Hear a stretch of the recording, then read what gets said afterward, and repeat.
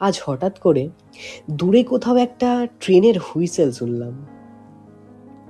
শব্দটা খুব জোরালো ছিল না, তবুও মনে হলো কিছু একটা নাড়া দিয়ে গেল। এই শব্দটা শুনলে আমার মাথায় একটা পুরনো বিকালের ছবি ভেসে ওঠে।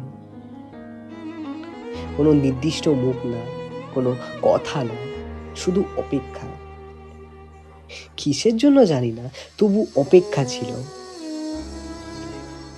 আজ বুঝলাম কিছু শব্দের সঙ্গে স্মৃতি জড়িয়ে থাকে না, জড়িয়ে থাকে অনুভূতি, যেটার কোনো নাম নেই কিন্তু ওজন আছে।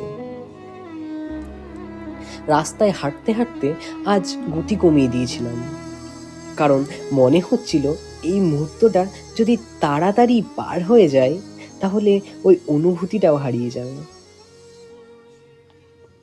আজ আমি কোনো পুরনো কথা খুঁজে বের করার চেষ্টা করিনি, শুধু অনুভব করেছি।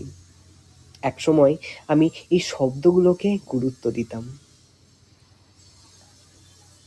রাতে ঘুমানোর আগে আবার সেই হুইসেলের কথা মনে পড়ল। মনে হলো কিছু স্মৃতির দরজায় কারা নাড়ে না, চুপচাপ এসে বসে পড়ে। ডায়েরি। আজ শুধু এটুকুই লিখলাম। কিছু শব্দ আজও আমার ভেতরে পুরনো দিনগুলোকে জাগিয়ে তোলে।